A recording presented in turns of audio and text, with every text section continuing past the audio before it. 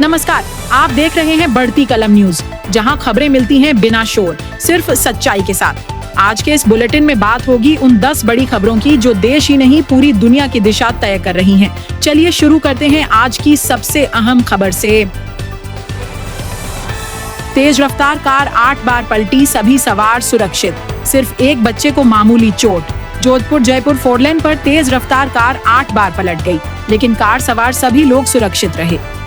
Car में 3 बच्चे, 3 महिलाएं और 1 पुरुष सवार थे।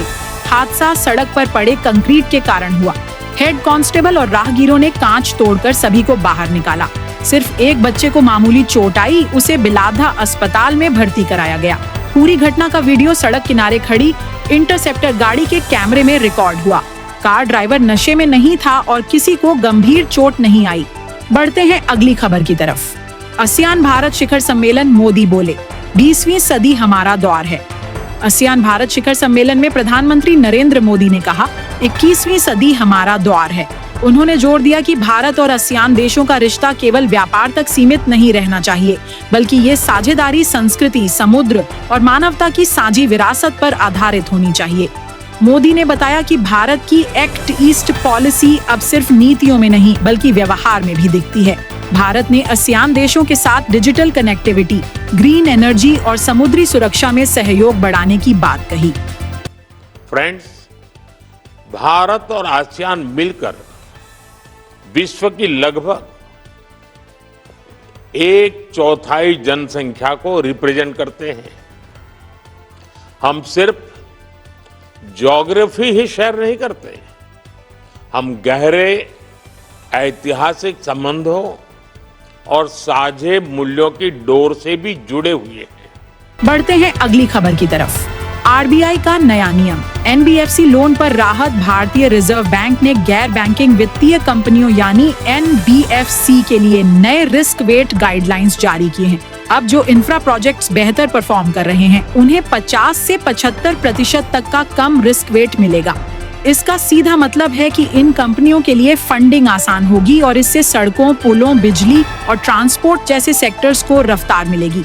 आर्थिक जानकारों के अनुसार ये कदम वित्तीय स्थिरता के साथ साथ विकास के इंजन को गति देगा।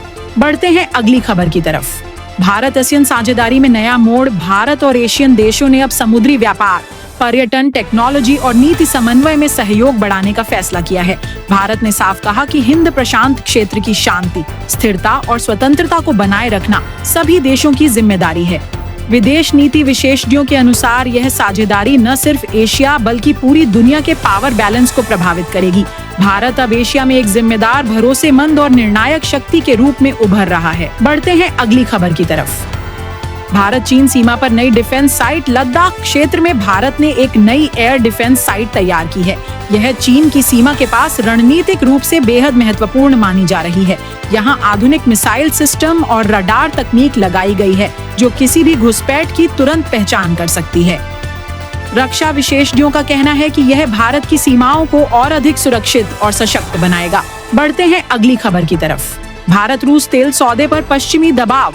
भारत और रूस के बीच तेल सौदों पर पश्चिमी देशों ने चिंता जताई है। भारत ने स्पष्ट कहा, ऊर्जा सुरक्षा से कोई समझौता नहीं होगा। रूस से सस्ता तेल खरीदना भारत की अर्थव्यवस्था के लिए फायदेमंद साबित हुआ है। भारत का कहना है, हमारा मकसद राजनीति नहीं बल्कि आम लोगों को राहत देना है। पश्चिमी दबाव के बावजूद भारत अपनी स्वतंत्र नीति पर अडिग है। बढ़ते हैं अगली खबर की तरफ।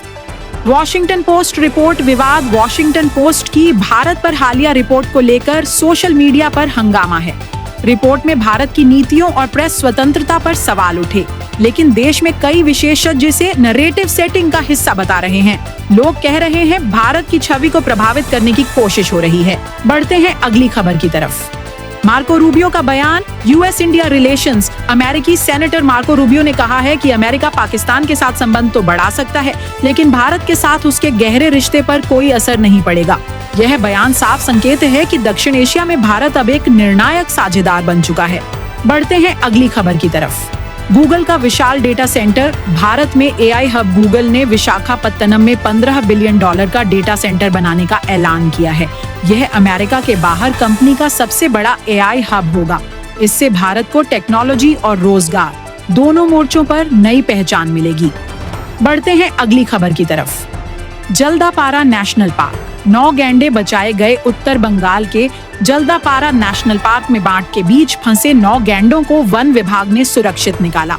यह भारत के सबसे सफल वाइल्ड लाइफ रेस्क्यू मिशनों में से एक माना जा रहा है।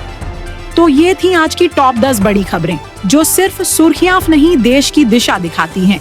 ऐसी ही विश्वसनीय और असरदार खबरों के लिए जुड़े रहें बढ़ती कलम न्यूज के साथ, जहां हर खबर में है सच्चाई की बात, बिना किसी शोर के।